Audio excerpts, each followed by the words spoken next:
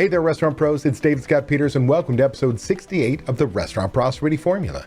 I've been coaching restaurant owners since 2003, and the Restaurant Prosperity Formula is based on what the most successful restaurant owners I've worked with do on a daily basis to achieve their success. The basic premise of the formula centers around achieving prosperity, freedom from your restaurant, and the financial freedom you deserve. To achieve prosperity, you have to follow a very specific formula made up of leadership, systems, training, accountability, and taking action. Today, I want to talk about one of the biggest challenges facing any restaurant today, and that's how to control your labor costs in a market where wages are high, restaurant owners fear losing people, and where managers for decades have been mistakenly told to bring more people in and send them home when you're slow. Plus, I'll go take a deeper dive into two systems that can immediately reduce your labor cost. Let's get started. But first, a word from our sponsor. We all know managing costs is one of the most important parts of running a profitable restaurant, especially now.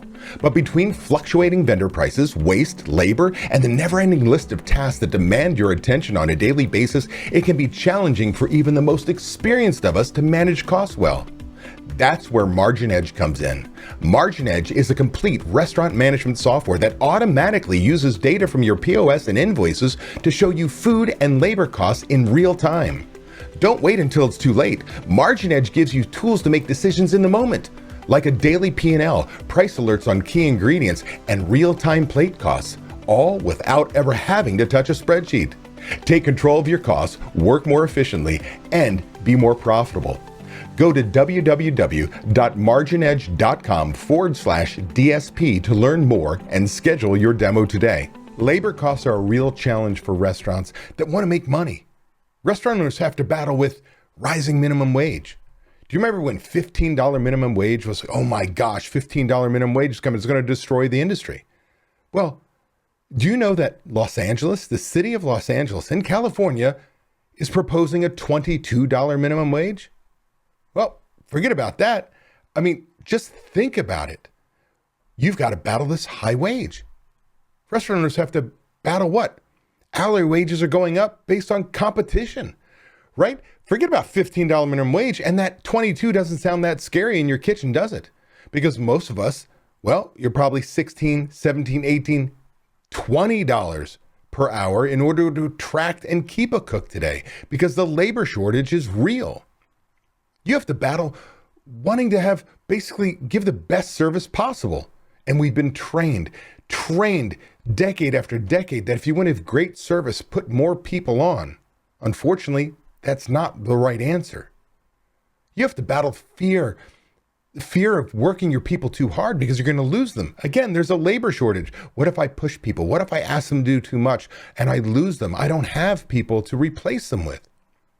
You have to battle managers who don't pay attention, who sit in the office and don't look at your sales by half hour to see that the restaurant may be full, but you have only done $500 in sales in the last hour because people are on coffees and desserts, and they should have been putting people onto side work by now. You have to battle labor laws. Again, let's use California as an example. If you're going to schedule somebody or bring them in, you have to bring them in for a minimum 4 hours. There are no 2-hour, 1-hour shifts. You bring them in, you want to send them home in an hour, you're going to cost you 4 hours. That's the law. So what is a restaurant owner to do? How can you give good service, keep your team happy, and make money? Well, it starts with a budget. Why do I say that? Now, if you've been following me for any length of time, I say the two most important systems any restaurant should have are budgets and recipe costing cards. Why? Because budgets and recipe cards are proactive tools. So to take that theme of proactive tools, we're going to throw something out the window, and that's called an industry average. We're not going to run our labor to an industry average. That happens all too often where we say, hey, it's 32%, 33%, because you read it in a magazine article. You saw it on a TV show. You had a consultant, a coach, or somebody tell you, oh, well, your labor cost should be 33%. It couldn't be any further from the truth. Because the truth of the matter is, based on your prime cost, total cost of goods sold, plus total labor costs, including taxes, benefits, insurance, you may run higher labor and lower cost of goods sold, and vice versa, because we're trying to get that 55% prime cost or under, depending on where your volumes are. Now, with that said, the other part with the budget is, all too often, even if we come up with a number Let's say your number is supposed to be 33%. What if it's supposed to be 22? Doesn't matter. But let's say it's 33%. But we use this 33% number all the way through 12 months a year. With the budget, you're going to find that you have months where you have, minimum staffing levels. Your labor percentage is going to be higher. It might be 40% because you're keeping people working. Your salaried managers are chewing up all your money and you have minimum staffing. One cook, one server. You get the picture, and it's going to be a higher labor cost percentage. But when you get into season, your labor targets are going to be so low because we pay our managers the same amount of money. So their percentage of sales becomes lower and we reach what we call maximum efficiencies. I couldn't add another cook. I have money, but I don't have a station for them. I couldn't add another server. I have the money for it, but I don't have enough tables. And so all of a sudden, your customers start to manage your efficiency. And your labor cost drops like a rock because everybody comes in at the same time, everybody leaves at the same time because you're busy the whole time. So you've got to have a budget in order to combat higher labor costs. Now, I'm all going to tell you during that budgeting process, I do something called a down and dirty dollars per labor hour worked, efficiencies. So what it is I may look at your budget and look at the dollar amount that you're going to spend, say, next month, the first month of your budget. Let's just call it that. Doesn't matter when you start the budget. You can start it in July, August, September, January, doesn't matter. So the first month of our template, we look at the dollar amount that we're going to spend in a position. Let's call it cooks. And then I'm going to divide that by what? The average hourly wage for cooks. That's going to tell me how many hours I have. I take those hours, divide that into food sales only because that's all they touch. They don't produce bottled beer, draft beer, wine, or liquor. And I come up with $1 per labor hour worked. And let's say we come up with $150 per man hour worked. So if there's a cook on the line, just one, we're going to do $150 in an hour. If there's two cooks on the line, we do $300. You get the picture. So it's per body, per hour, what we're going to generate. Well, let's call it $150 per labor hour worked. And then we're going to look at your average ticket per person and how much of that is just food based on your sales percentage. If you do 80% food, we take 80% of that average ticket from your point of sale system. And let's say we come up with $25 as the average ticket per person, food only. Well, if I divide that into 150, what is that? That's six items an hour. Now, there's some flexibility there. Items, entrees, don't know. Like it's not a perfect science, but it's pretty close because only 25% of your customers actually order a secondary item, an appetizer or a dessert. So the fact of the matter is it kind of translates pretty well. And all of a sudden you look at that and say 6 items an hour. That doesn't sound busy. No, when you're crushing it, you're doing 20, 25 items an hour. You are really humping and getting things out there. And oh, by the way, this does include opening the restaurant, side work, no sales. Closing the restaurant, side work, no sales. But those are small hours when you look at a full day. And so our goal is to look at it and go, man, we have opportunity to reduce our labor costs in the budgeting process because we're being inefficient. And we go position by position by position. You want to control your labor costs, you need to be using scheduling software. Yes, you can write a schedule and put it up on the board. But you need scheduling software so you can see your sales, your hours, and the dollar amount you're about to spend before you schedule and as we track. To control your labor costs, you've got to basically do this. Go into next week on budget. So what do I mean by that? Well, I teach a system called the Restaurant Payroll Guardian. I used to call it the labor allotment system. It is a labor allotment. It is where we are literally saying how much money we can spend next week to be on budget. But I go one step further and tell you how many hours you have to spend by position. So this is important. Why? We want to go into the week on budget.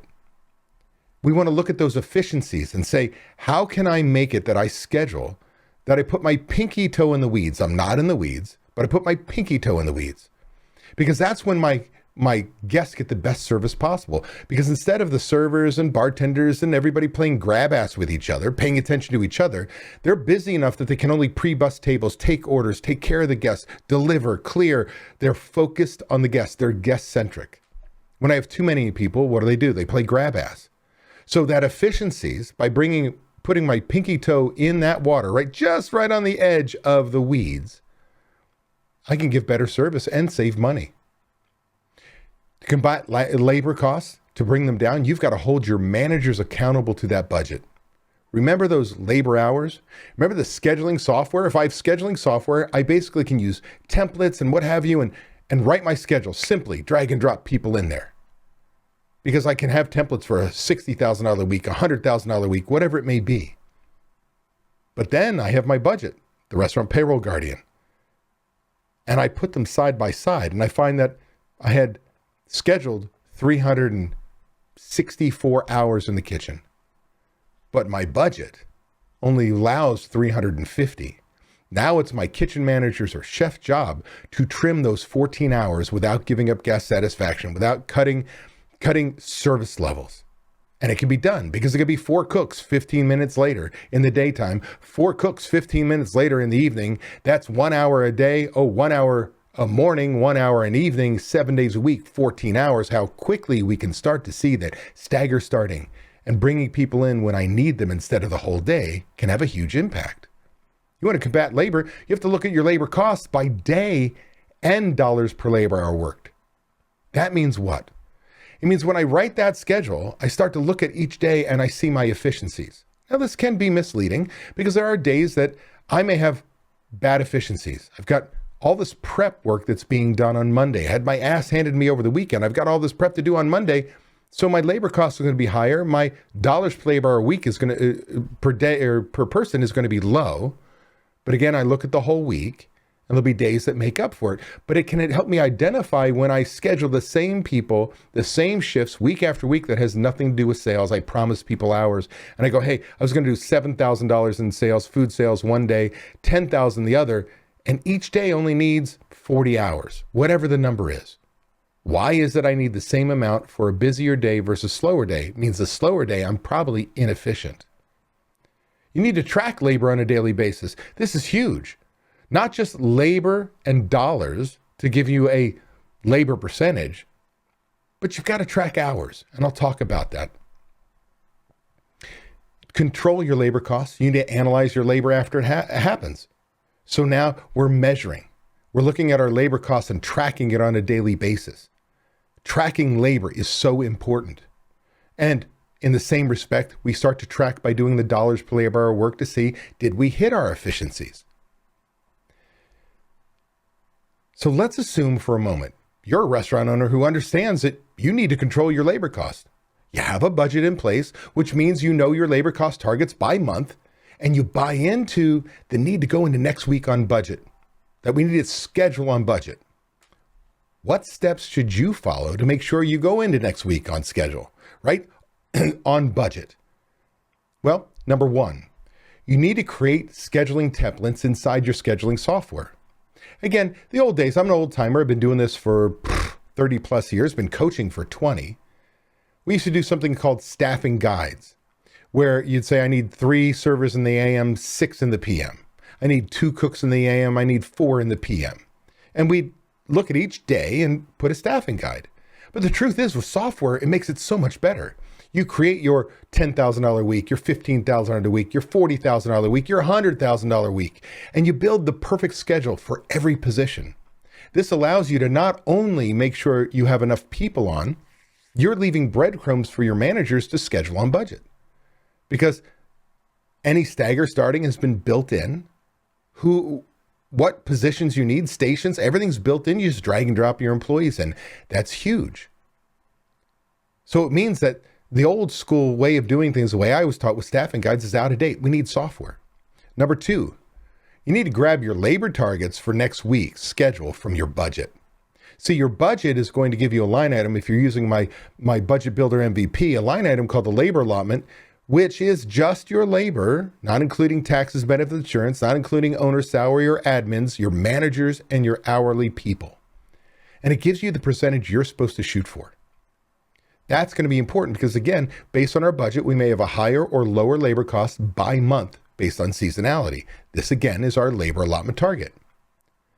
Step 3 is we're going to grab last week's numbers from your POS system and the numbers from your scheduling software, and we're going to calculate what? So much. We're going to sit there. We're going to grab last week's sales from the POS system. We're going to grab all of our positions, how many hours, regular hours, overtime hours, regular pay, overtime hours totaled. And we're going to be able to calculate average hourly wage by position. We're going to be able to calculate percentages that cooks represent 43% of all hours worked. We're going to have our average hourly wage for all positions. And we're going to know our labor costs for each one of those positions based on the sales. We've got all this data. And now we've got that budget target. What it allows me to do is plug it into what I call my Restaurant Payroll Guardian, a labor allotment system. And with all that data, we can say, based on next week, we know we're going to do X thousand dollars in sales, and our labor target from our budget and all the information we just plugged in, it's going to be able to tell me how many dollars and how many hours I have to schedule next week to be on budget.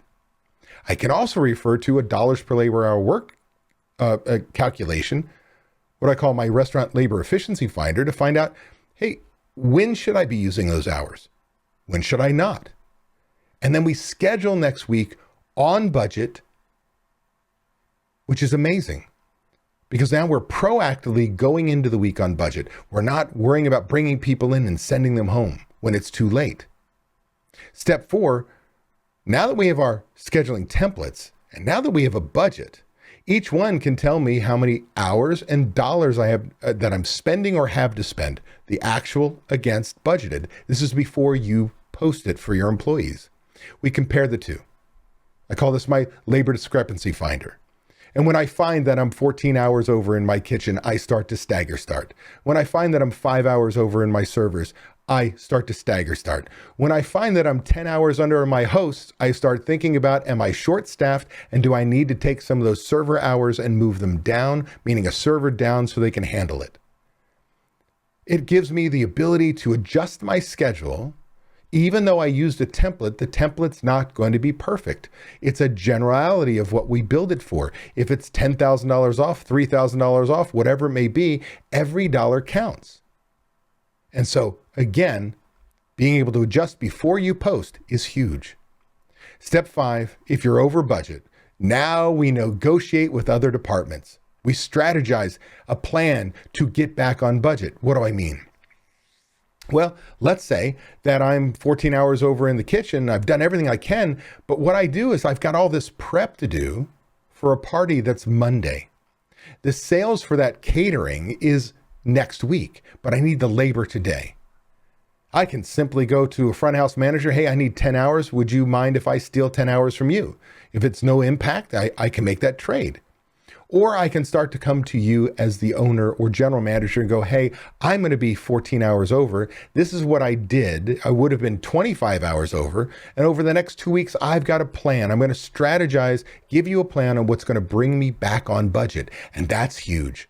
Instead of looking backwards and accepting we lost money and forgetting about it, we say, hey, I know that I'm about to be over budget and I've got a plan to get myself back on budget. That's huge.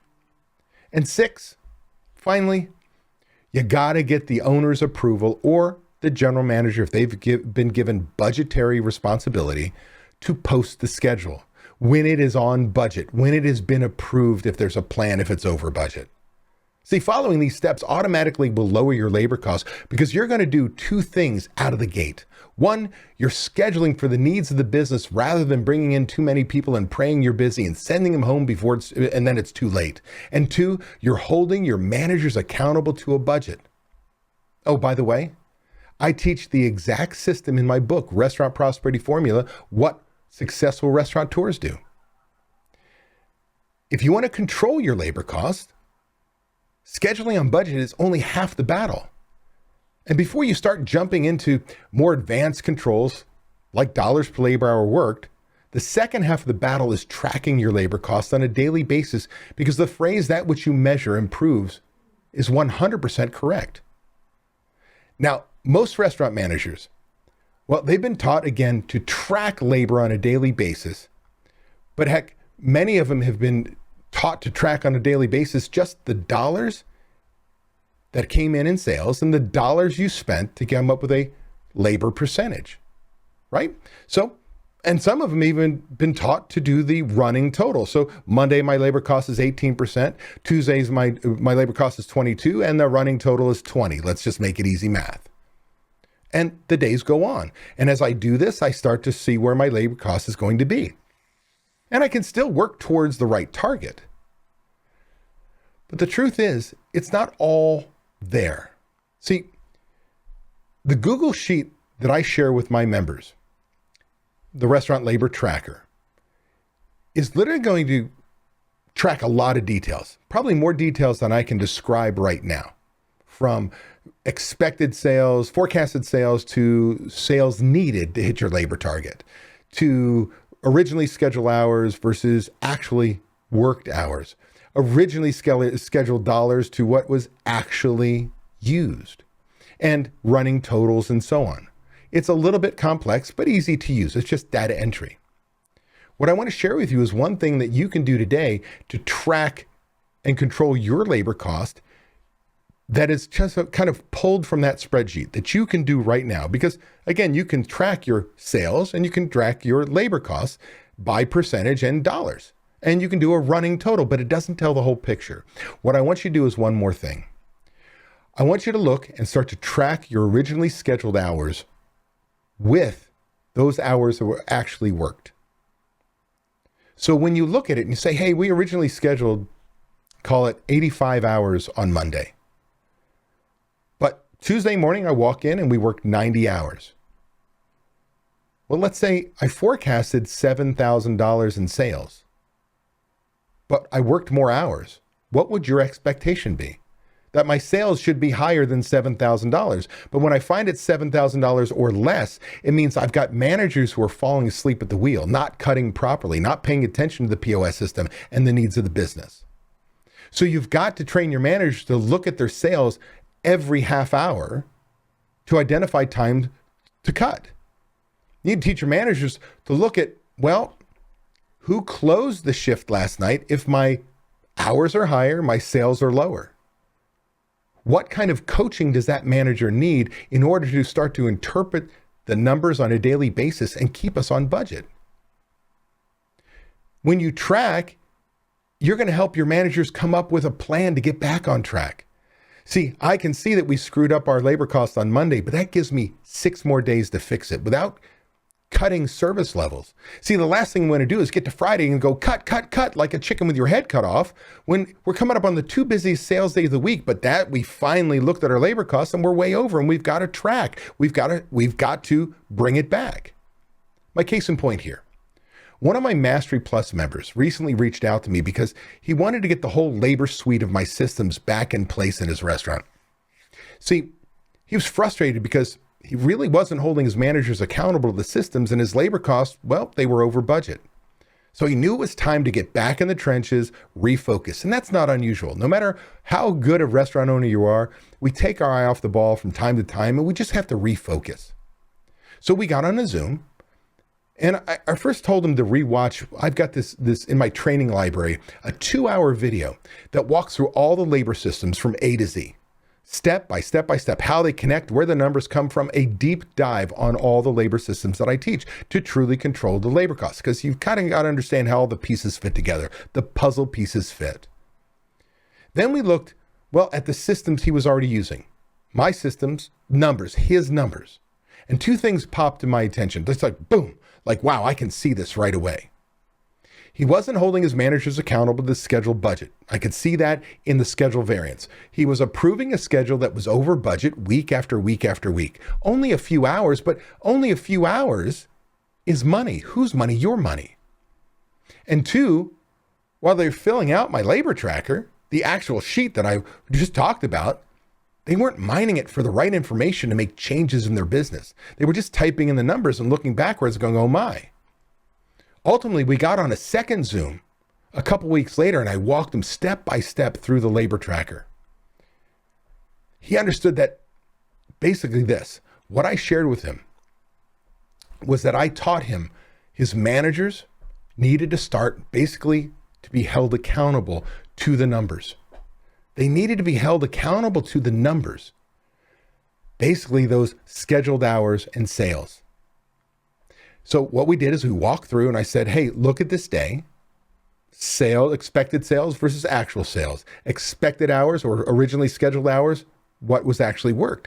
And we could see on a consistent basis, certain days were controlled and certain days were out of budget. But nobody ever tried to get it back on budget. We just kind of tracked.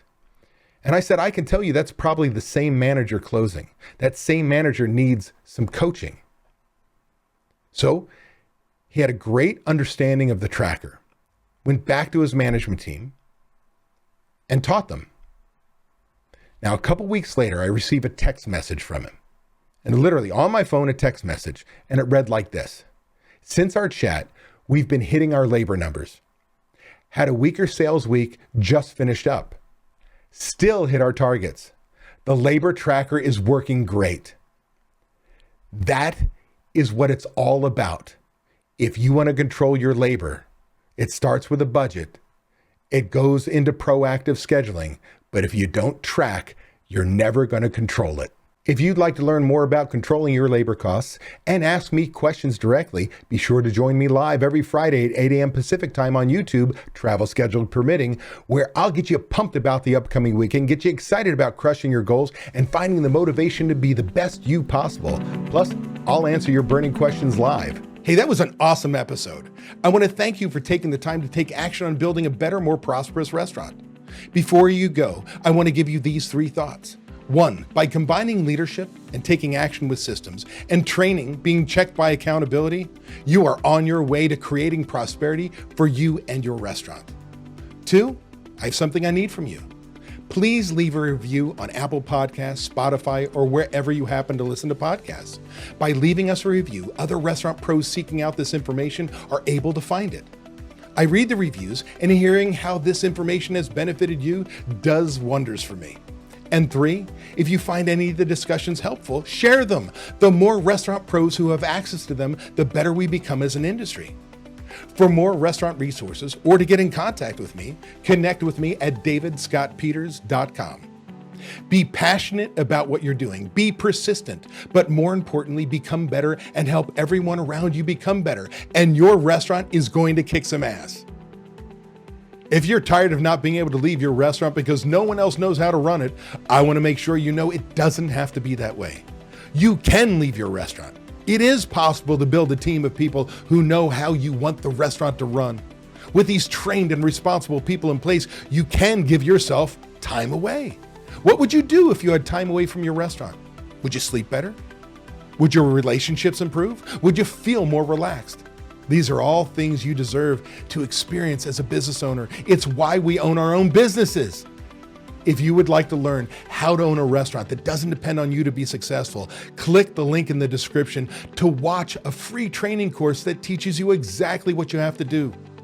Also, be sure to subscribe to get my weekly tips and watch these 2 videos to get more information and guidance for running a successful restaurant.